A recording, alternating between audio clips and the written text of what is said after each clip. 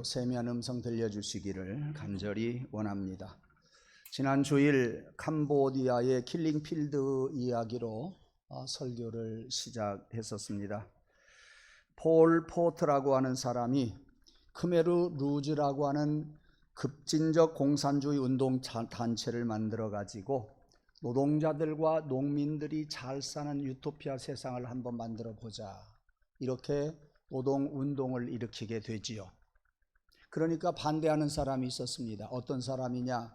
부유층 사람들, 그리고 많이 배운 식자층 사람들, 또한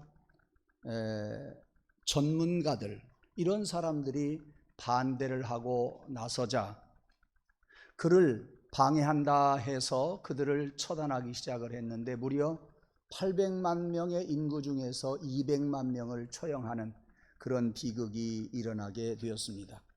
그런 비극은 그때로 끝나지 않음에 틀림이 없지요. 그때가 1975년부터 약 4년 4개월 동안 그 비극이 일어났는데, 수백만 명이 이렇게 희생을 당하고, 그리고 혼란과 고통과 가난이 계속해서 대물림되어 오늘에 이르렀고, 이러한 가난과 고통이, 환란이 계속되는 일들이 언제까지 일는지 모르는 암울한 나라가 바로 캄보디아입니다.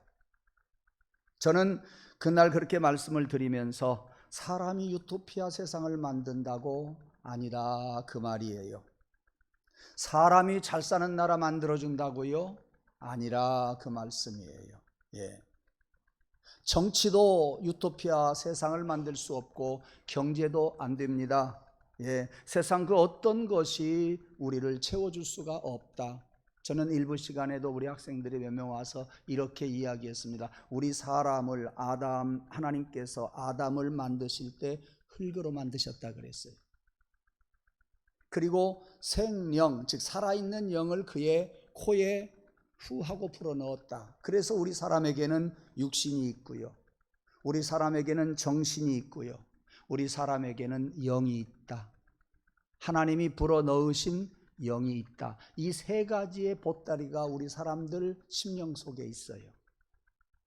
그런데 육신만 배부르다 그래서 만족하냐? 그게 아니에요. 당연하지요. 우리의 마음과 정신만 만족하다고 그래서 그게 우리를 채워줄 수 있느냐? 절대 그것이 아님을 우리는 잘 압니다. 우리는 보따리가 세 개 있으니 가장 중요한 영의 보따리가 채워져 만족함을 그때서야 비로소 얻을 수가 있지요. 육체적인 만족은 얻지 못하고 양식은 조금 부족하다고 할지라도 영이 만족해야 그 심령은 만족하면서 살아갈 수가 있는 것입니다. 그러므로 정치가 우리의 영적인 세계를 만들어주지 못합니다. 경제가 우리의 영적인 세계를 배부르게 해줄 수가 없습니다. 세상에 어떤 돈이나 권력이 우리를 만족하게 해줄 수가 없습니다. 그래서 예수님께서는 말씀하시기를 세상이 주는 물은 마셔도 목마르려니와, 요한복음 4장 13절 말씀, 내가 주는 물을 마시는 사람은 영원히 목마르지 아니하리라. 요한복음 4장 14절 말씀입니다. 그러므로 저는 지난 주일날 어떠한 많은 메시지를 전했다기보다도 저는 2주간 동안 무슨 말씀을 드렸느냐? 우리 안에 영이 있으니 영이 있음을 깨달아 보자, 영이 있음을 느껴보자, 영으로 만족해 보자. 성령이여 내 곁에 오셔서 나에게 역사하여 주옵소서라는 기대를 해보자. 성령을 느껴보자. 성령의 도움을 받고 있음을 우리들이 알아보자. 그저 성령이 내 안에서 가득가득 임하셔서 있는 것을 우리의 영의 눈이 밝아져서, 영의 마음이 밝아져서 그것을 깨닫게라도 한번 해보자. 기대라도 해보자. 기도라도 해보자. 갈구해보자 하는 그런 말씀을 드렸습니다. 그도 그럴 것이 오늘 본문에 그 내용이 소개되고 있어요. 본문에 보니까 37절에 명절 끝날 곧 큰 날에, 이때는 초막절이라 그랬어요. 일주일 동안 절기를 지키는데 끝날이라는 말은 가장 그 절기가 극에 달했다 그 말이에요. 그 절기가 가장 풍성해진 때라 그 말이에요. 그 초막절의 절기가 크라이막스라 그런 이야기입니다. 그때 주님께서는 지방에서 많이 몰려온 사람들, 예루살렘에 모였던 사람들, 성전에 있던 사람들에게 너희들이 영으로 만족해야지 육으로 만족할 수 없다는 메시지를 전해주고 있어요. 그게 뭡니까? 누구든지 목마르거든 내게로 와서 마시라. 갑자기 예수님께서 그 성전에서 일어서서 하시는 말씀이에요. 누구든지 목마르거든 내게로 와서 마시라. 나를 믿는 자는 성경의 이름과 같이 그 속에서, 그 배에서 생수의 강이 흘러나오리라 말씀하셨어요. 왜 이런 말씀을 하시느냐 그 말이에요. 초막절은 지금 마지막 날인데 어떤 절기예요? 이스라엘 사람들이 애굽에서 나와가지고 광야 생활하는 40년 동안의 초막 생활을 했던 것을 기억하면서 하나님의 은혜를 알자는 이야기요.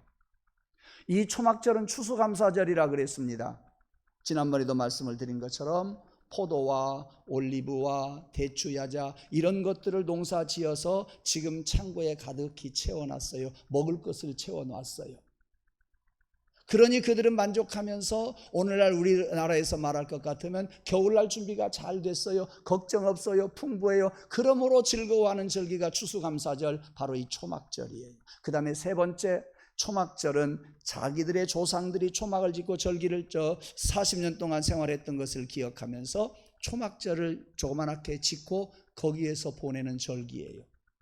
초막절을 짓고 평소 집에서 살다가 초막절을 짓고 거기에서 사는 절기예요.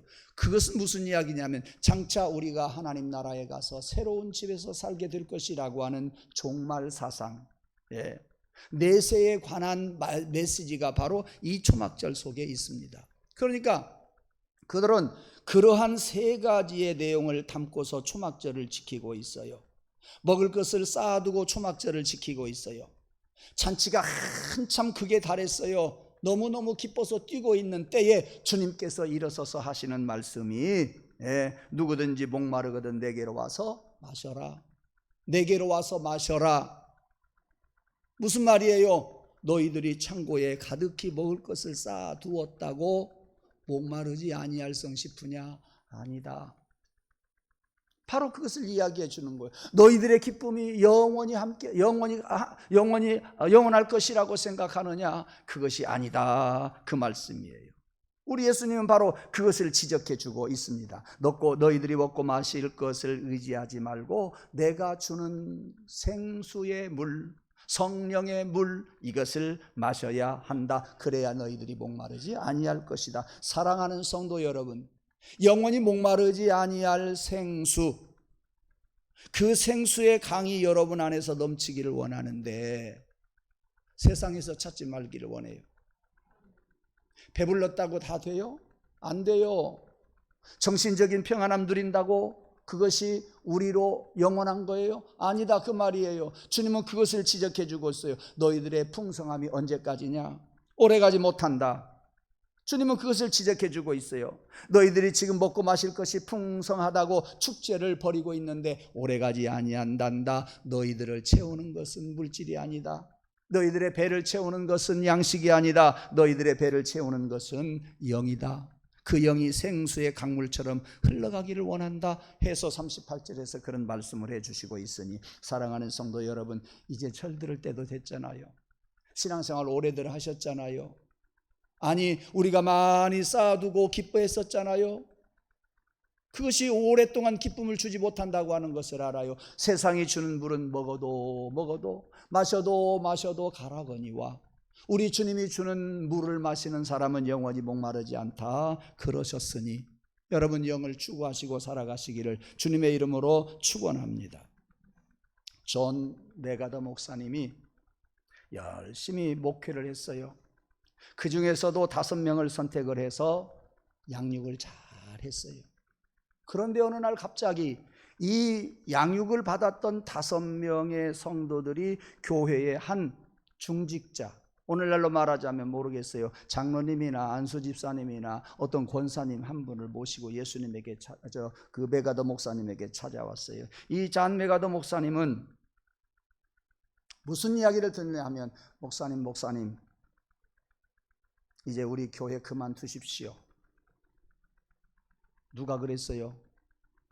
자기가 8년 동안 목회를 하면서 5년간 길러왔던 젊은이들이 그런 이야기를 했을 때 충격을 먹었어요. 배신감을 느끼는 거예요. 내가 우리 교회를 떠나야 되겠다. 마음먹었지만 갈 곳이 없었어요. 그래서 버텼어요.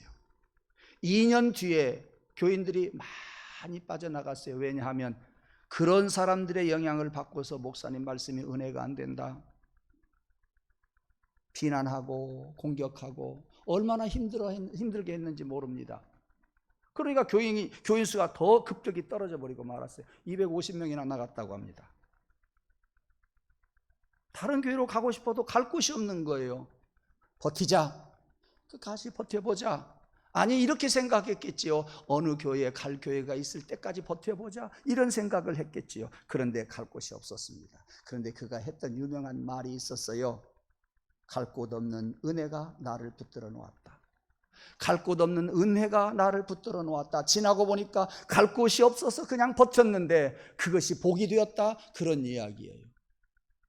그래서 버텨서 교회가 살게 되었고, 많은 성도들이 다시 살게 되었고, 그래서 그가 한 유명한 이야기가 바로 그거예요.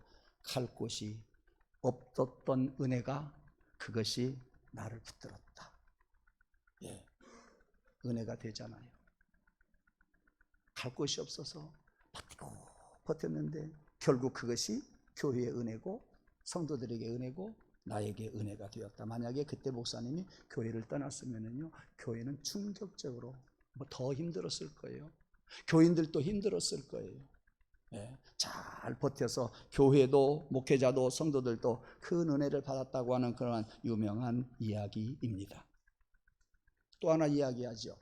열왕기하 5장에 보면 나만 장군 이야기가 나와요. 여러분 잘 아시잖아요. 그는 군대 장관이라 그랬어요. 그는 큰 용사라고 그랬어요. 그런데 안타깝게도 그가 나병에 걸리고 말았지요. 어떻게 하면 나병에서 고침을 받을까? 군대 장관 정도 되었으면 많은 좋은 방법을 동원해 보았었겠어요. 그러나 고침을 받을 수가 없었어요. 그 전에 아람을 공격해서 이기고 한 소녀 하나를 잡아옵니다. 그 소녀에게 무엇을 시켜요? 나아만 장군이 그의 아내 수종을 들게 했어요. 어린 소녀예요. 나아만 장군이 나병에 걸려서 고생하는 것을 수종 들던 이 소녀가 지켜보면서 나중에 입을 엽니다. 엘리사 선지자에게 한번 찾아가 보시지요. 영향력이 있겠어요? 그 소녀, 전쟁에서 포로로 잡아왔던 그 소녀, 어린 그 소녀가 하는 말, 그것도 엘리사에게 찾아가 보아라. 나는 그래도 군대 장관인데 말 듣겠어요? 귓가에도 들리지도 않았어요. 그런데 과정을 다 설명할 수는 없지만 나아만 장군이 임금에게 가서 이야기를 하기 시작하면서부터 마음이 변하기 시작했고 결국은 엘리사 선지자에게 찾아갑니다. 그러면 엘리사 선지자가 어떻게 해야 되겠어요? 어서 오십시오. 웬일이세요? 어디가 아프세요? 이리 오십시오. 기도하십시다 하고 적어도 손으로 한번 만져주기라도 해야 되는데 이 엘리사 선지자는 그렇게 하지를 않았어요. 오셨습니까? 책을 보면서 요단강 강물에 가서 7번 씻으시지요. 의미가 있어요. 그 사람이 손을 얹고 그 사람이 기도해주고 그랬다고 한다면 나아만 장군은 엘리사가 고쳐준 걸로 생각을 했을 거예요. 그런데 그러지 않았어요. 오든지 말든지 거들떠 보지도 않고 이야기해요. 요단강 강물에 가서 7번 씻으세요. 사람이 왔으면 아는 체라도 해야 되지 저게 뭐야 하고 뿔이 났어요. 적어도 장군 나아만인데 뿔날 법도 하지요. 그래, 요단강만 있는 것이 아니라 그쪽에 강이 또 2개나 있다고 열왕기하 5장에 나와요. 차라리 깨끗한 그물에 가서 씻는 것이 더 낫지. 이렇게 생각을 하고 애따 모르겠다. 네가 그렇게 건방지냐? 나 집으로 갈란다. 가자! 하고 고개를 돌렸어요. 방향을 돌렸어요. 집으로 가려고 그랬어요. 그런데 나만 장군과 함께 수행을 했던 부하들이 말을 합니다. 장군님, 그거보다도 더 어려운 일을 시켜도 장군님 나병을 낫으려면 해야 될 판인데 물에 가서 씻는다는 거 뭐가 그렇게 어렵습니까? 다른 사람도 없고요. 우리도 비켜줄게요. 당신 가서 씻고 오세요. 더 어려운 일도 해야 할 터인데 그것이 무엇이 어렵겠습니까? 이야기를 하자 나아만 장군이 그럴싸하게 들었던 모양, 그럴싸하니까 들었던 모양이에요. 나아만 장군이 요단강 강물에 가서 한 번, 두 번, 세 번, 네 번 씻었어요. 7번째 딱 씻고 나오니까 그의 나병, 피부병이 어린 아이의 피부와 같이 되었더라 그랬어요. 무슨 말씀을 드리고 싶어서 그러느냐 하면, 여러분, 성령께서 우리 안에 오셔서 우리를 변화시켜 주시면 우리의 심령이 완악한 마음이 부드러워집니다. 하나님의 말씀이 우리 안에 역사하시고 성령이 역사하시면 우리의 심령들이 사랑으로 변화된다 그 말이에요. 사랑하는 성도 여러분, 여러분의 심령 속에 지금 어떠한 완악한 마음, 어떠한 방감, 어떠한 좋지 못한 생각이 있다고 한다면 성령님이 내 안에 오시어서 성령의 강물로 나를 씻어 주시옵소서. 생수의 강물이 나로 하여금 씻어지게 하옵소서. 그래서 여러분의 심령이 부들부들해지기를 원해요. 완악한 마음이 여러분들 녹아지기를 원해요. 어떻게? 저는 그래서요, 예배당을 칠 때 저 가보세요. 모서리 각이 진 그 벽돌이 싫어서 타원형이 되어 있는 벽돌을 여기 찾아다니면서 그걸 골랐어요. 저는 그래서요, 차도 각 있는 거 별로 싫어해요. 승용차도, 모든 차도, 그러니까 라운드가 좋아요. 옛날에 우리 교회 라운드가 많았죠. 지금보다 훨씬 많았어요. 옛날 교회가요. 왜요?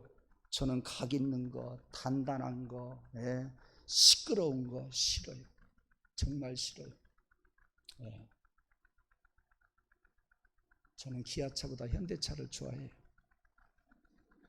왜?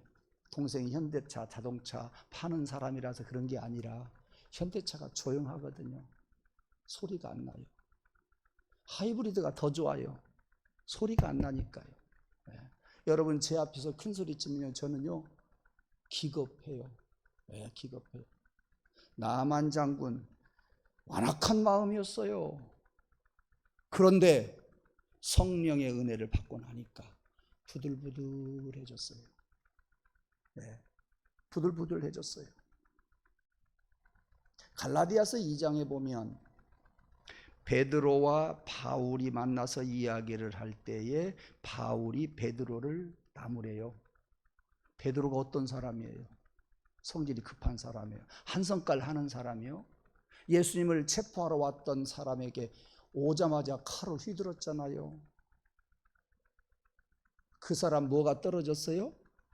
귀가 떨어졌어요. 귀가 떨어졌다는 말은 자칫하면 어디가 떨어질 뻔했어요? 목이 잘릴 뻔했어요. 이것저것 가리지 않고 성질을 부린 사람이 베드로요. 많은 제자들 앞에서도 얼른 이야기하는 말, 그가 신앙 고백을 합니다. 주는 그리스도시요 살아계신 하나님의 아들입니다. 누구보다도 먼저 이야기한 사람, 성질이 급한 사람이에요. 그런 급한 사람에게 바울이 베드로에게 이야기를 했어요. 나이도 베드로가 더 많고요. 베드로는 예수님의 제자예요. 바울이 그런 이야기를 했다? 그러면 베드로가 가만히 있을 사람이 아니에요. 그런데요, 베드로가 성령의 은혜를 받고 생수의 강물과 같은 은혜를 받고서 그 사나운 성질이 죽어졌어요. 뭐라고 베드로를 책망하니까 그래 알았어 하고 그냥 쑥 들어가 버리고 말았어요. 간절히 원합니다. 우리가 살아가는 가운데 성령께서 내 안에 계시니 한번 여러분들 상대방이 완악하게 해도 부드러워지게, 부드럽게 대하는 여러분 되기를 주님의 이름으로 축원합니다.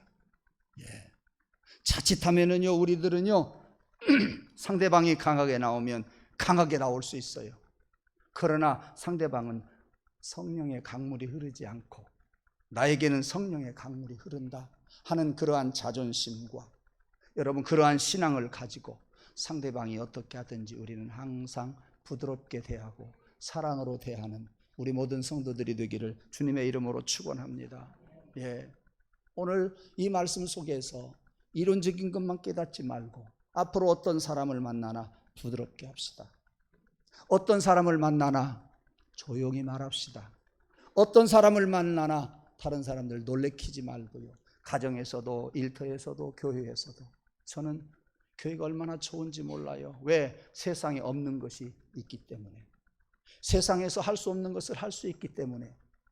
세상 사람들은 세상으로 흘러가지만 우리가 믿음으로 살면서 세상 사람과 다르게 살아갈 수 있는 공동체가 우리 교회예요.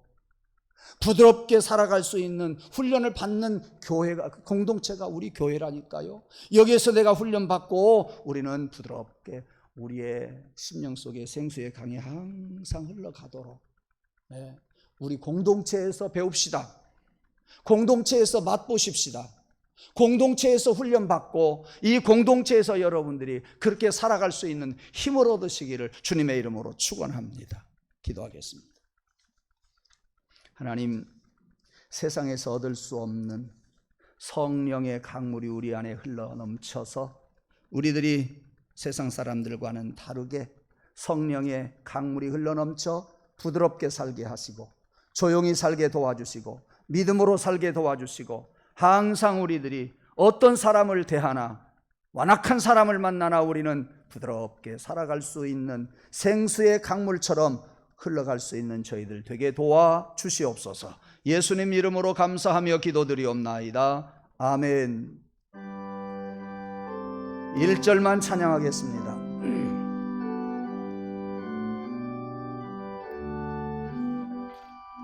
성령이여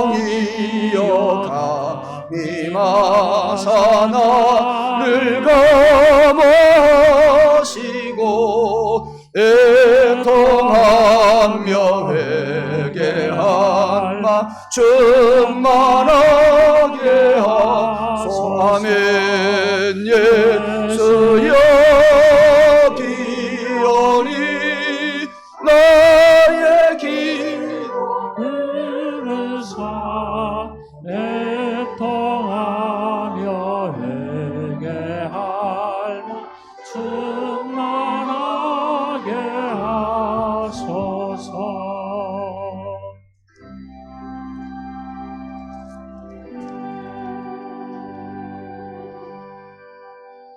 고마우신 주님, 오늘 또 저희들이 신앙 고백을 담아 이와 같이 예물을 드리나이다.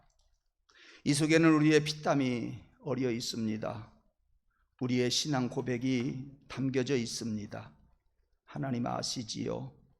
그것까지 받아 주옵소서. 수고한 만큼 그리고 하나님 앞에 매달린 만큼 우리에게 영의 복도 주시고 물질의 복도 주시고 건강의 복도 허락하여 주시옵소서.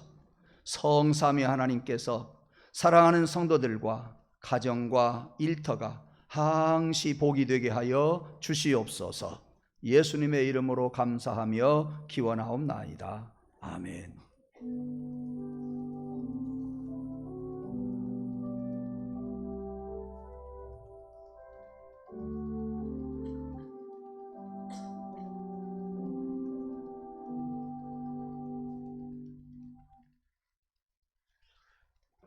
주의 마음 공동체 소식 말씀드리겠습니다. 지금 이어서 광고 마친 후에 장로 선거 있겠습니다. 기도로 여러분들 임해 주시기를 바라고요. 두 번째, 오늘 오후 예배는 구역 연합 예배로 모입니다. 구역장님들, 구역 식구들 함께 모두 동원해서 참석하시고 교제도 나누시기를 바랍니다. 그 다음에 네 번째, 맥주 감사절이 다음 주일입니다. 우리 교회는 7월 첫 주일이 창립 기념 주일이라서 맥주 감사